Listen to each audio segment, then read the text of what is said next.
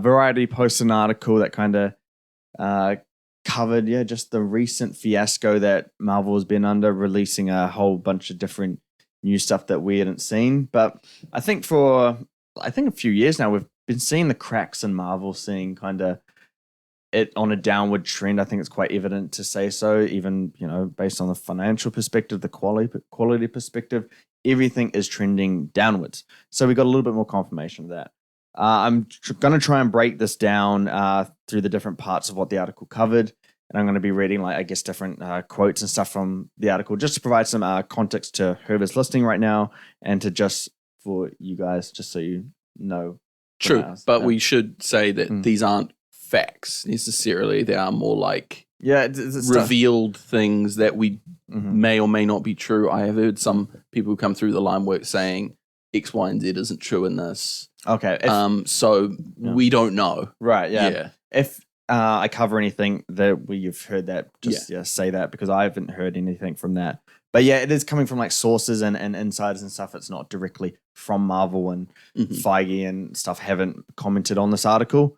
But we'll cover the Jonathan Majors stuff first. So Marvel really has no idea what to do with the whole Jonathan Majors situation. He's got a high-profile trial in New York later this month for domestic violence charges.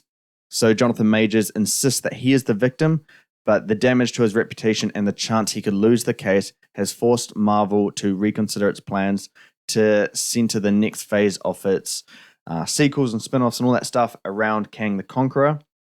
So they've been discussing backup plans, perhaps pivoting to a new villain such as Doctor Doom. One dealmaker says that Marvel is truly fucked with the whole Kang angle.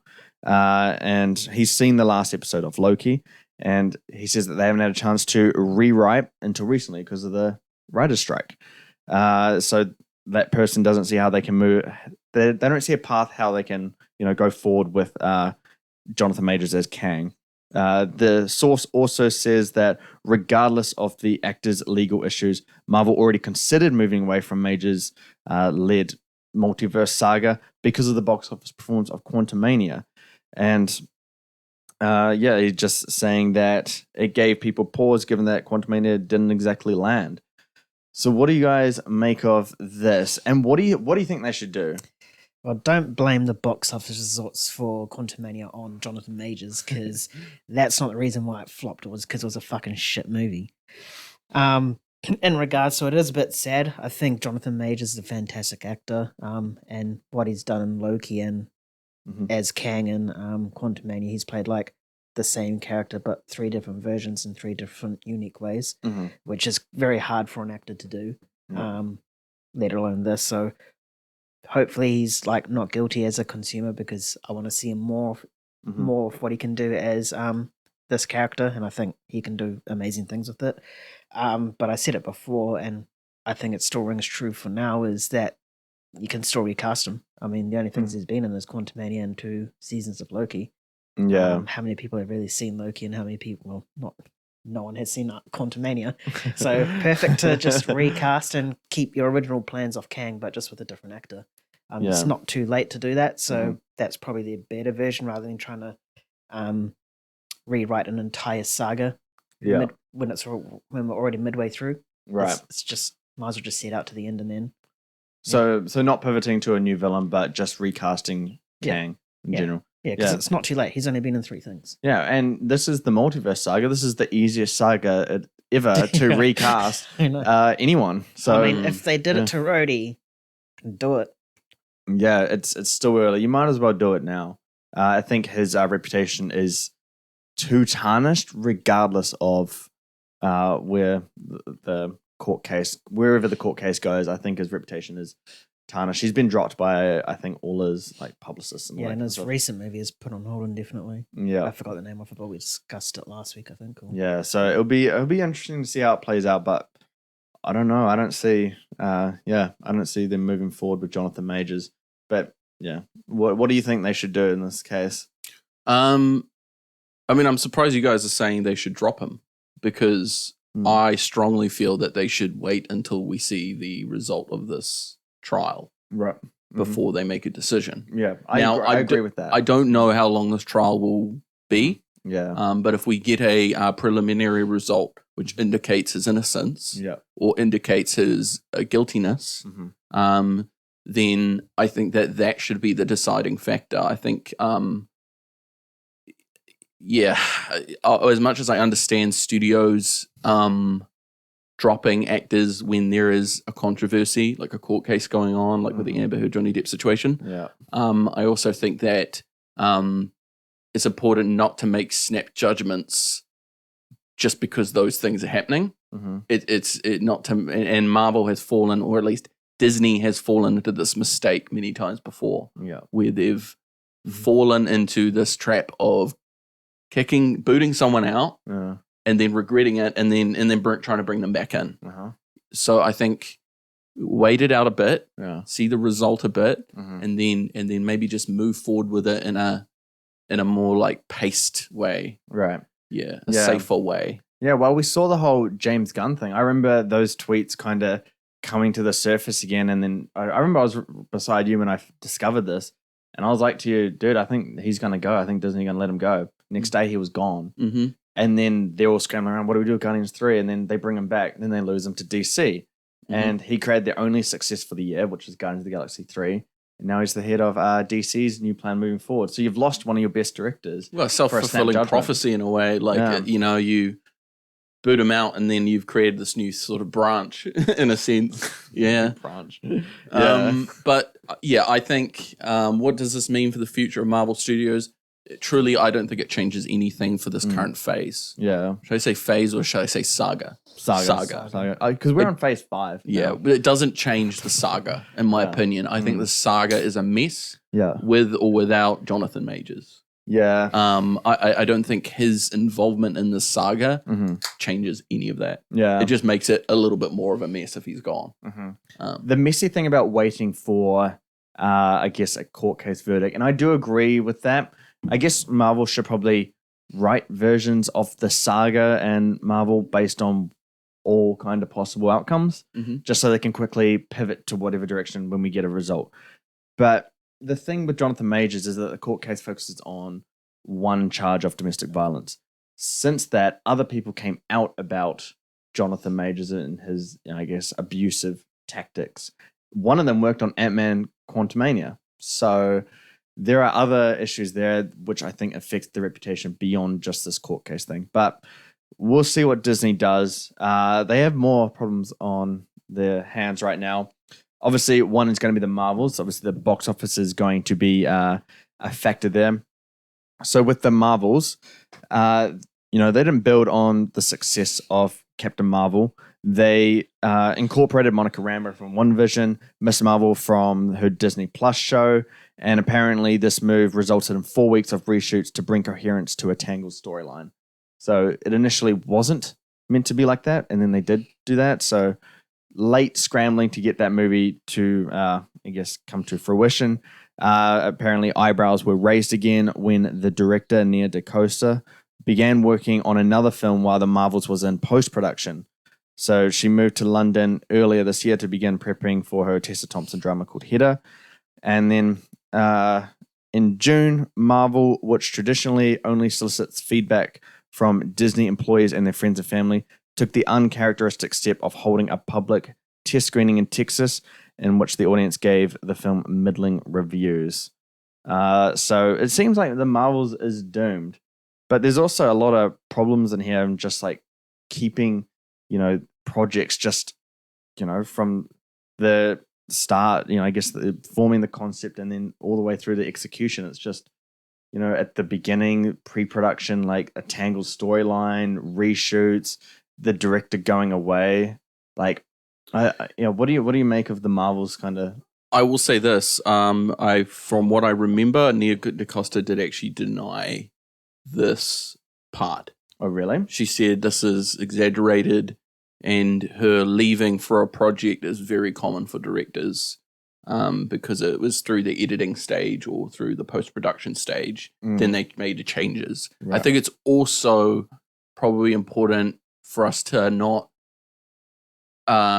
view production problems like this as something new. I think this is been common Mm-hmm. for Marvel for a long time. There have been, I mean, the first Iron Man was full of production problems, right? Yeah. You know, and that started the MCU. Mm-hmm. So, you know, there's this, we could fall into that trap of perceiving problems where they were always common. Yeah. You know?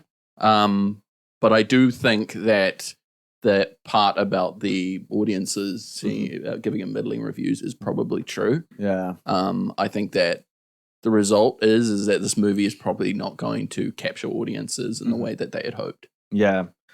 Do you agree with that though? Director leaving in post-production at any stage in post-production for that matter? It really depends on what stage it is. Like if it's in a stage at which the director has no control over, for example, like certain animation passes, you know, they're starting off with like animation passes where it's like, well, you know, this is going to take 3 months. I may as well just like start on my other project. Fine. You know? Yeah. And then you can work from home a little bit remotely and then take notes and be like, no, don't do that, do that, do that, do that. Yeah. Okay. Yeah. Right, Nan, what do you think about this whole Marvel's stuff? Yeah, it's definitely the nail in the coffin for this film, eh?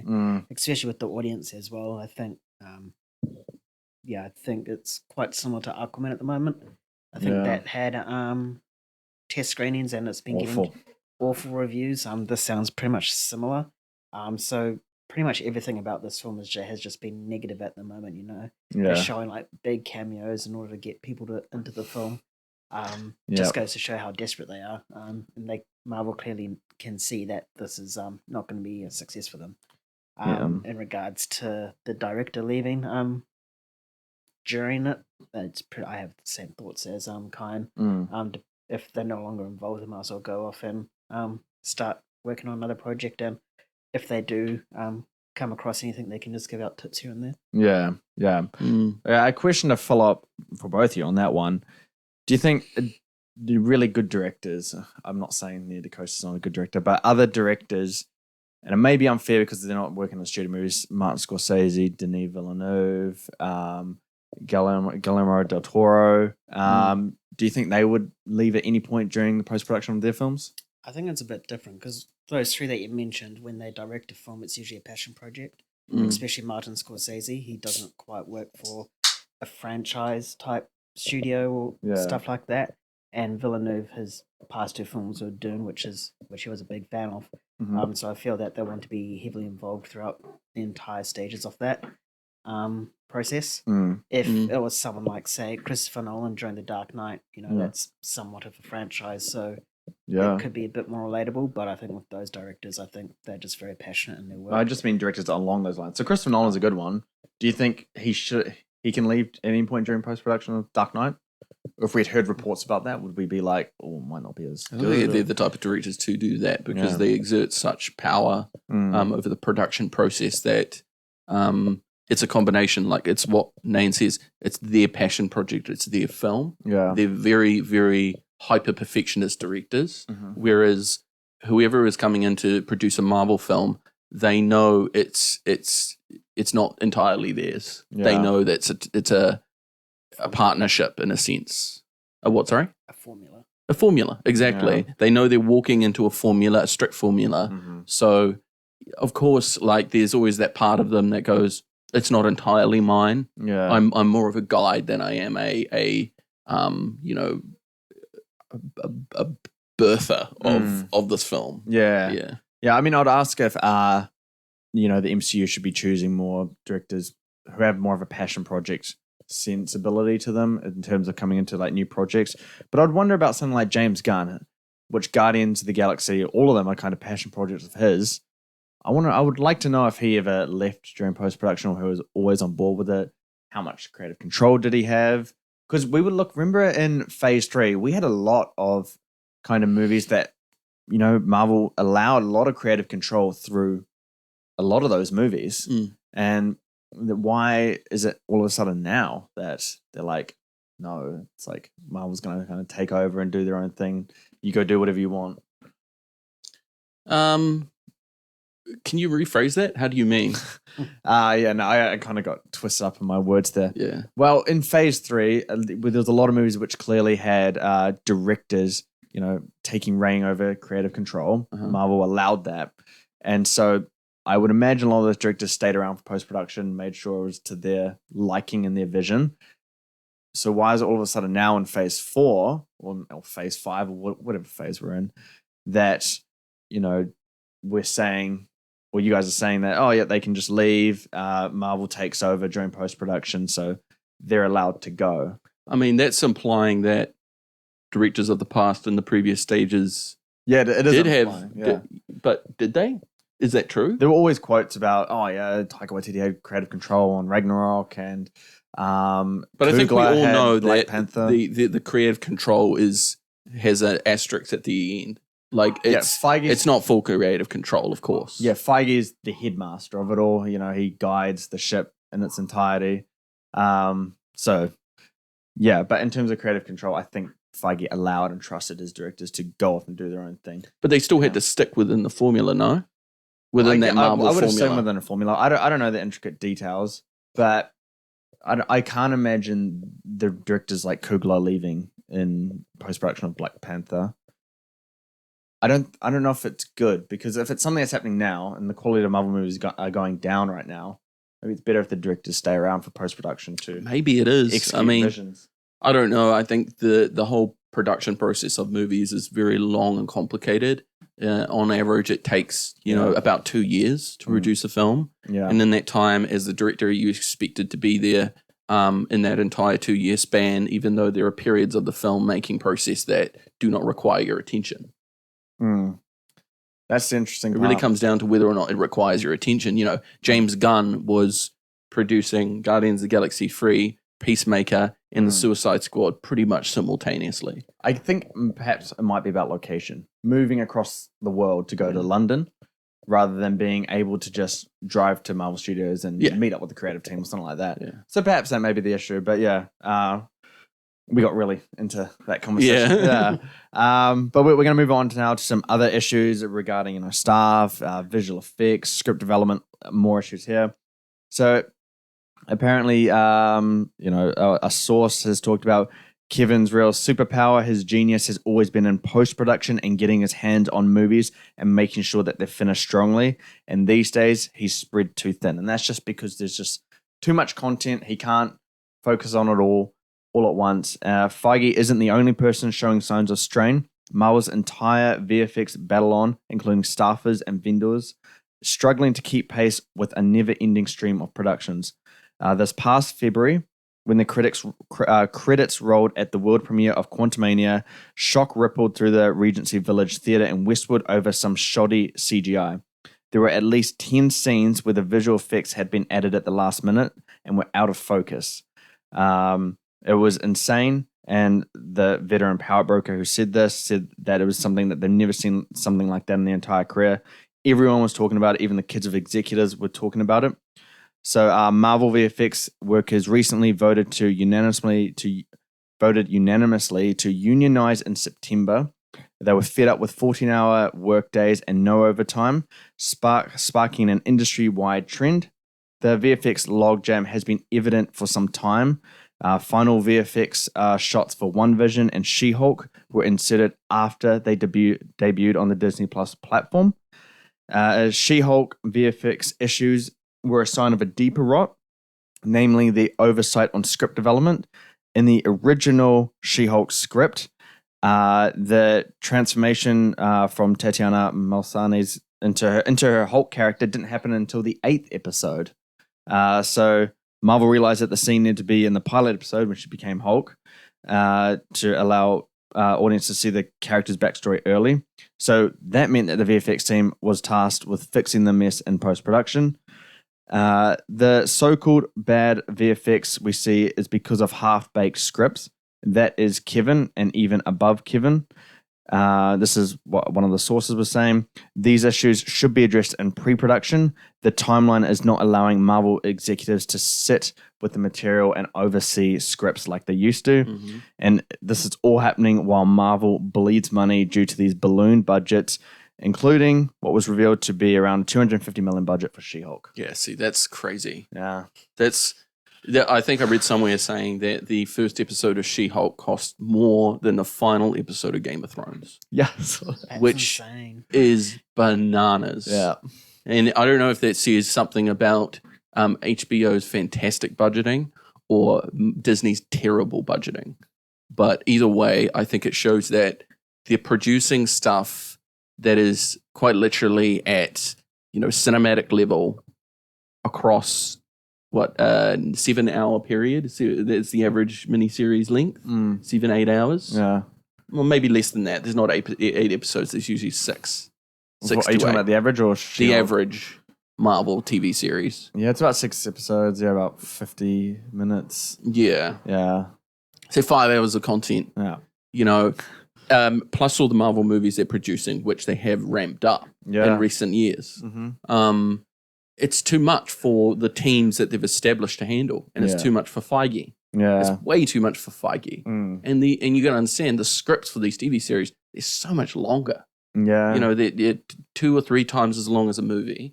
How do you allocate your time to that? You can't. You can't allocate your time to that as a creative director of Marvel. The whole thing, yeah. Yeah. So it's really just expected that this has happened. Yeah. This is an end result of spreading butter over too much bread. Yeah. Yeah. That's a good way to put it, yeah. Yeah. Thoughts? It perfectly makes sense as to why the quality has dropped, both script-wise and visual-wise, ever since after Endgame. Yeah. I think Marvel got this, I don't know if it's actually Kevin Feige, but probably people higher up in Disney got this bright idea that Endgame works so well, why not just double everything? Yeah. And they didn't think about the smaller stuff, like these workers and how the staff they had at that time was perfect for a movie, but not for perfect for 2 movies a year, but not 3 TV shows and 3 movies a year, So you got a team of people literally tripling their work within a certain time frame. Obviously they get fed up, and obviously 14 hours plus overtime with no pay, that's fucking ridiculous. Yeah, it is ridiculous. It's from the bottom to the top as well. So those workers are getting strained, right? And then also Feige right at the top is getting strained. So they've tried to quite literally milk or extract as much as they can from it, trying to double those numbers. And the result is the quality of all of it has gone down. And it's resulted in these really poor it's not just like the poor in the construction of the film. It's poor in like other things like continuity. Like continuity has taken a hit as well. Like it's taken a major hit. And I think I felt that as much as people do dog on it, I think this is true. I really felt that with Eternals. Eternals really started those continuity problems where you're going, hold on. Yeah. What about this, and this? And the fact that they still haven't addressed the Celestial's hand in the atmosphere. Yeah, exactly. Or like a giant Celestial's head in the sky as he appears right at the end of that film. There's a giant Celestial in the sky. Yeah. It's like, that wasn't even mentioned. Yeah. But, that aside, it's like these continuity errors is not something that Feige would typically let slide in the past. Yeah. He wouldn't have let that sort of stuff slide. But now it is because it's just too much. Yeah. That's really, what Feige is all about, not, making sure each single thing is as great as it needs to be. His main task is to bring it all together, to create duality in storytelling and pushing it in one direction. And, to make a Loki reference, it's kind of like we got all these branches of different stories and none of it's kind of coming together. Yeah. That's what Feige needs to do. And he can't do it unless they want to hire more Feiges, have 3 Feiges at it but then what's the Then you're point? splitting up creative views. Yeah. So they need to scale back. Yes, they scale back. do. Yeah. I think they need to scale back dramatically. Yeah. No series. Drop all your series and just have two movies a year. Build some steam, and then we can get up to the 3 movies a year again. I think series are okay, but I think that whatever series you're creating can have no effect whatsoever on the main continuity line. So Kevin Feige doesn't really need to over. Exactly. Yeah. So I think, in a sense, this Marvel, is it Visions? Not Visions. Spotlight. Spotlight. Yeah. Thing is if the purpose of Spotlight is to focus on more grounded characters that are focused further away from the main continuity line, then I think that's a good idea. I do like that. Yeah. But I don't think it's a good idea to introduce some new lead character who's going to be in the next big Marvel film, and they play a vital role in how the cinematic universe like twists and turns. It's like, that's not a good idea, because Feige needs to be involved in that. Yeah. Yeah, no, and I mean, like, you can go back to Loki, and like, I think we all like Loki, especially in amongst what we're getting now with Marvel. But Loki, has introduced, a very integral part of the future of the MCU, which is Kang, and obviously has major ramifications for the future of the MCU, at least from what I'm hearing from Deadpool 3 and how the new Avengers movies are playing out. The TVA play a part in it. Who's watched Loki beyond MCU fan base? I don't know why they would watch Loki. If I'm trying to put my mind frame into the sense of a casual viewer, it's like, oh, he died in that Marvel movie. Pass. I'll go to something else. Yeah. So I do agree. They need to scale back with the TV series. Maybe just do Spotlight stuff. Yeah. I think that's it. And I think you can easily show or have Spotlight series that have characters and flesh out those characters without having any effect on the MCU. Yes, correct. Yeah. I think that's true as well. Yeah, but introducing new characters that are integral to the future. They should be movies and not series. Yeah. Definitely. All right, we'll move on to Blade now, which is a movie, which is introducing a new character. We got our first little hint at Blade in the Eternals post-credit scene. You guys remember that? Yeah. The sword or something like that, yeah. So Blade's going to be played by Mahershala Ali, and he was announced as Blade, I think, what was it, like 20 years ago? I think I was like 10 years old when it got announced. It feels like forever. I don't know when this movie is going to come. But yeah, no, apparently this movie, so this project has gone through 5 writers, 2 directors, and 1 shut down 6 weeks before production. One person familiar with the script says that the story at one point morphed into a narrative led by women and filled with life lessons. Blade was relegated to the 4th lead in his own movie. In a movie called Blade, he's the 4th main character, which was a bizarre idea considering that the studio had Mahershala Ali, who is a 2-time Oscar winner. And there's been reports that Mahershala Ali was ready to exit over script issues, so Feige went back to the drawing board and hired Michael Green, who wrote Logan, which was nominated for an Oscar for its script. And now, so the new speculation is that the studio is looking to make the film for less than $100 million. So changing it up, going for a lower budget movie, slated for 2025. Do you guys have any hope in this movie? You have Mahershala Ali on board. Kevin Feige is probably a little bit more involved now. The writer of Logan. How do we and a low budget? What do we feel about that? It's just puzzling. You allocate $275 million to the Marvels and $100 million to Blade. For me, Blade is one of the stronger properties that they have that they can utilize. Yeah. The Marvels is nothing. It is a non-property, really, for them. And then they like, it really does depend on like whether or not they have a specific group of people creating Blade, and they're going to produce it on this $100 million budget for a reason, like i.e. it's going to be a lot more grounded. But I don't see any evidence of that. Yeah. Like, I feel like Blade, like for Marvel, would be the perfect opportunity for them to move into that R-rated territory. Perfect. That would be the perfect first film. Yeah. But I don't see that happening. I just see too much confusion behind the scenes. And I know I said before, Marvel has always had problems behind the scenes that we've heard of. Yeah. But in this particular situation, it's bad. Yeah. It is bad. It is bad. The fact that he was the 4th lead in his own film goes to show how horrendous it is. How does the script get to that? I don't know. That's like, no wonder why Ali wanted to leave. Because he's just like, fuck this. I was supposed to be like a main character. Now you're putting me like 3, 4 behind. Like, wasn't Anthony Starr supposed to be in it as well? And he was supposed to play Dracula. I think I did hear Anthony Starr was meant to be in it. Yeah. I have no idea where it's going. Yeah. It's weird. Oh, it sounds like the film is on a path to be better now. You know, just a proper, well-received writer writing the script for it, are more focused with a tight budget, I guess they're going to be focusing on more of like a less of the supernatural side of Blade, and seems as if we're gonna I don't know what I'm trying to say, but they're just focusing on like the smaller part of Blade. To carry on from that, making it smaller. I actually think Blade is the kind of character that should not be part of the mainline MCU. I think he's too. So it would weird.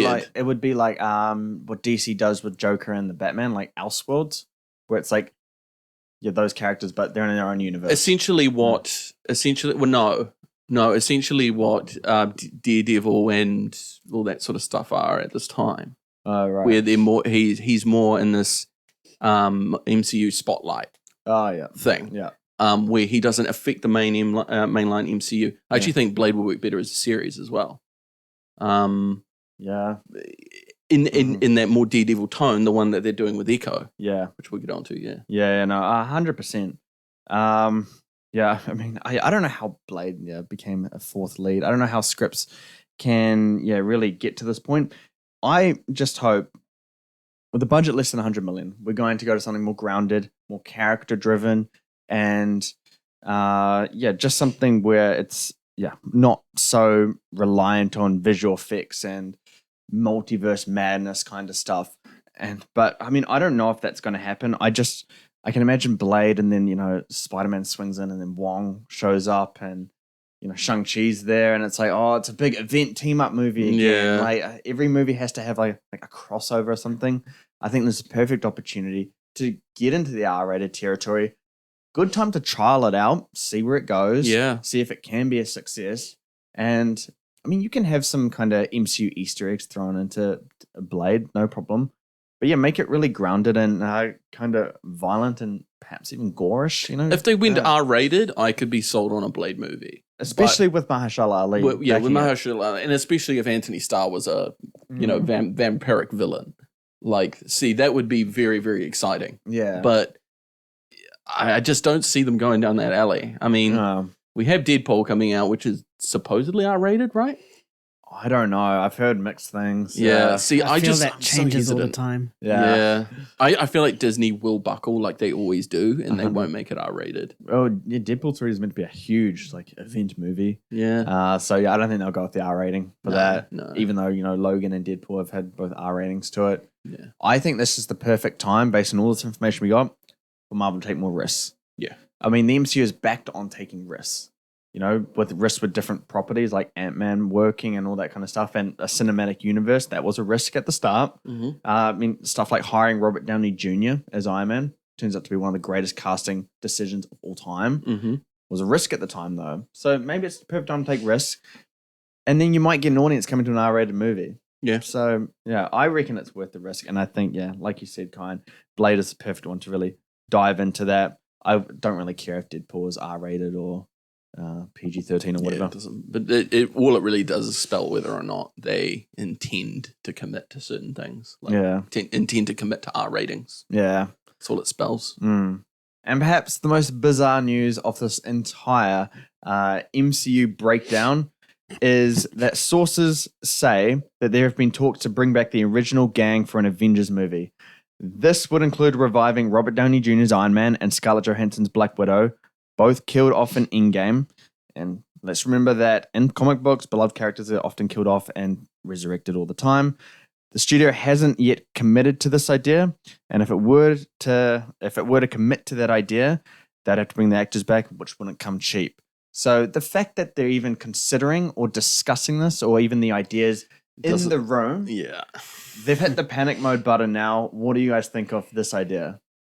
Yep, you said it. They're panicking. If this actually becomes true, then that $250 million budget for She-Hulk is going to be like triple that, because Scarlett Johansson, ever since leaving the MCU, is a bigger name. Robert Downey Jr. is a fucking massive name. Chris Evans and Hemsworth is now a bigger name because of the MCU, so they'll be asking for a hefty chunk, especially after seeing the last two Avengers hit $2 billion. They'd be like, oh, your film hits this much for an Avengers film. If we're in it, we'll probably get close to $3 billion possibly, so we want, I don't know, 100 million each or something, something like that. So definitely, and it also goes to show that Marvel can't commit to killing characters off, which has been a major criticism for them, that they just can't commit, like how they can't commit to the R18 as well. So I think the original Avengers story is done. They had 10 years to tell it, and they told it perfectly. Don't bring them back. Focus on other characters and, make them the original Avengers type, elevate them onto that platform. Yeah, no, 100%. With Robert Downey Jr., if he wins the Oscar for Best Supporting Actor in Oppenheimer, his value to get into a new MCU movie skyrockets. And he already had a massive ass asking price as well, wasn't it? Like the first Avengers was like 15 million or something. I know Iron Man 3 was 25 million. And then I think he got 50 million for Avengers Infinity War and Endgame, like combined. Oh, right. He could command 100 million for one Avengers movie. Easily. Yeah, at that point, which is insane. Not that he needs it. I mean, he can give me $1 million. Yeah. You can be Iron Man. Yeah. What about your thoughts, Khyan, on the original Avengers returning? I mean, it's as you said, it's desperate. It's really like, if these rumors are true, it is a show of desperate times. Yeah. I think it really actually comes down to whether or not the original cast would even say yes. I don't even think it's really about money anymore. Like a big discussion about money here, but I've seen an interview with Robert Downey Jr. on I think it might have been a snippet from a Joe Rogan podcast. Oh yeah, I think I know what you're talking about. And he talks about how no, he wouldn't come back for a I don't think he says he wouldn't come back. He said that they wouldn't do it, or it wouldn't make sense for him to come back. And then you have this debacle with Scarlett Johansson and the budgeting and the pay related to Black Widow. Yeah. And I don't know if she burnt bridges there. There was... What happened again? She felt she was underpaid from Black Widow because they released it on straight to streaming. Right, yes, yep. And she didn't get those streaming profits. Yeah. She won in the end and got a shitload of money. Yeah, I remember this now. But I don't know if she's burnt bridges there, And then there are other actors, maybe Mark Ruffalo just isn't particularly interested in coming back for it. Maybe, I don't know, maybe Chris Hemsworth would and Mark Ruffalo would, but I don't really know about Evans and Downey and Johansson. Yeah. Maybe they moved on. Yeah, it would be hard for Robert Downey Jr. to convince himself. If he wins an Oscar, at least from what my thinking, he would see like, okay, this is the next stage of my career, getting into these types of films. I don't need to go back to the MCU. Yeah. And he could command a lot of money in, big movies like that. Leo gets a lot of money for all of his roles. He's around like the 15 to 25 million per role he does. Robert Downey Jr. can get into that eventually. So I think if he does win the Oscar, I think it would change it dramatically. But I am 100% convinced Robert Downey Jr. will be in another MCU movie again. And I don't think he'll come in an Avengers movie like this. He'll be in some sort of multiverse cameo, maybe one or two lines, haha, funny, and that's it. That's kind of it. I do think he'll be back. I think Chris Evans will be back, but not as these characters again. The fact that this is an idea it's ludicrous. I don't know how it would work, or you would convince everyone to come back to that.